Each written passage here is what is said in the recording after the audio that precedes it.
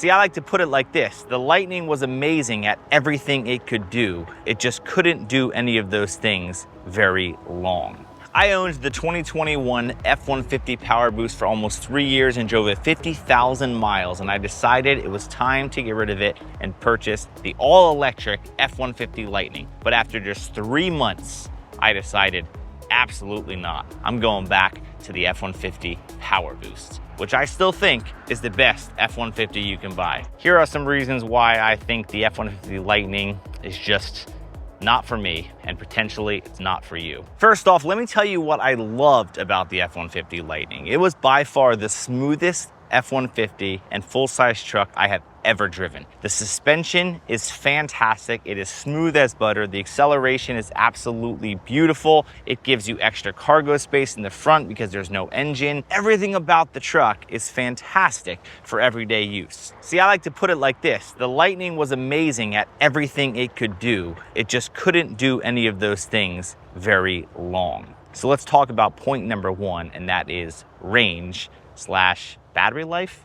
I've owned electric vehicles before, so range anxiety isn't necessarily something that I care much about. There are lots of superchargers all over the place. It's easy to charge at your house.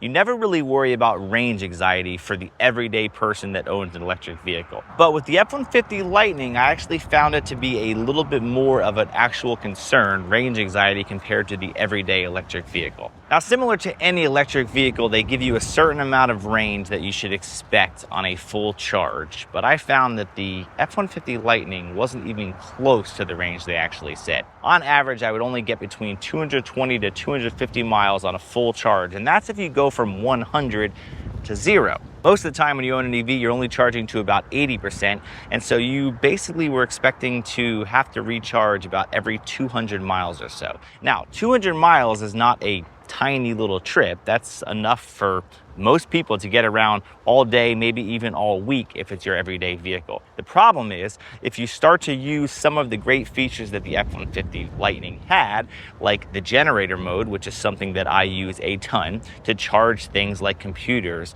batteries, drones, all the different stuff that as a video production person I use myself, that range starts to get eaten from all of those devices as well, so your range is even less than normal. On top of that, if you factor in cold weather of any sort, forget about it. You can expect a 20 to 25% drop in range on any electric vehicle, but if you're already getting less than you thought, that 220 turns to about 175, and 175 can go faster than you think.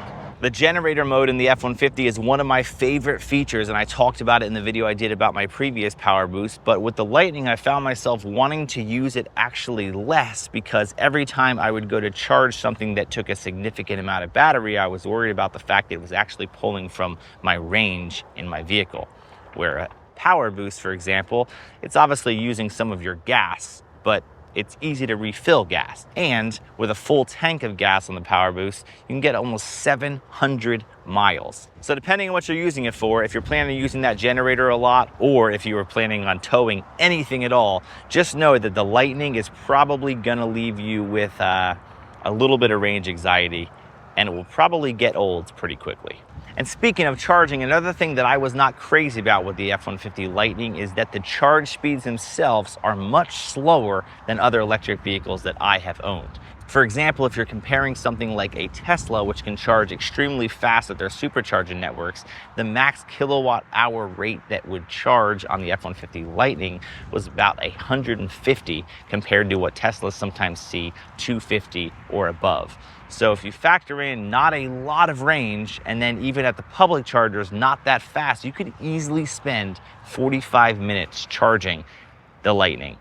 And if that's only gonna take you 250 miles, that time adds up quick. And time, yes, it is money. For me, I think the moment that I really realized the Lightning was not gonna work for me was when I had an upcoming trip planned for my work that I had to drive about 6 hours and do a bunch of filming and then drive back and potentially have to stop here and there between with clients. And I realized I just can't have a vehicle that I have to think about.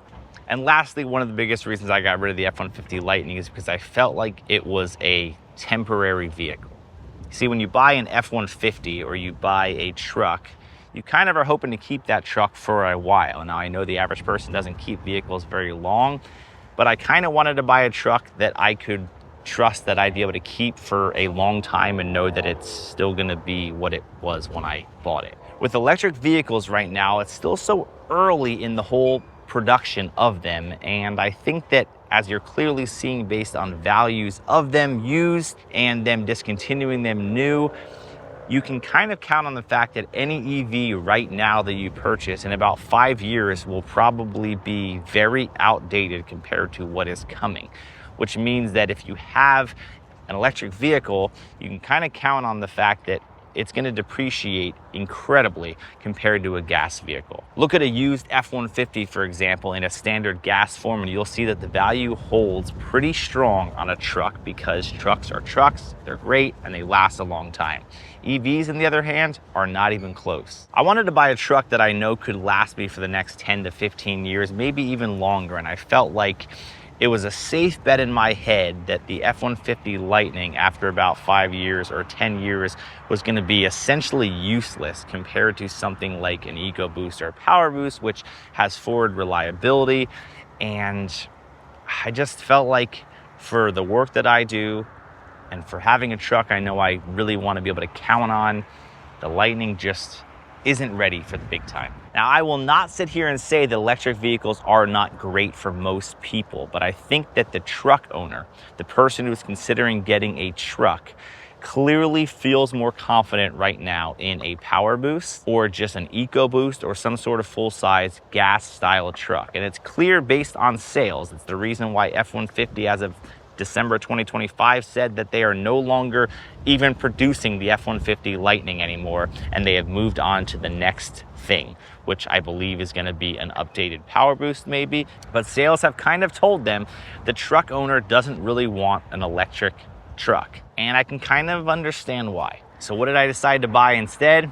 This right here, another PowerBoost. In fact, it's my third PowerBoost. And while the 2024 PowerBoost has not changed much from the 2021 PowerBoost, this has always been my color I liked the most. This is called Avalanche. This is the Lariat version, blackout appearance package, and I absolutely love this thing. And if you're considering whether or not a PowerBoost makes sense for you, watch my other video all about the PowerBoost and what I really love about the PowerBoost. It's all basically the same with this truck, so I don't need to go over it all again. This video was more to talk about why the Lightning didn't make sense for me. And maybe this helped you to not buy a Lightning either. Now, unless you buy one that's already in inventory, you're not gonna be able to buy them anymore anyway. So maybe this video will just be confirmation for you to say, yes, the PowerBoost makes a lot of sense. Thanks for watching. If you're into this kind of content, make sure you subscribe. More videos to come.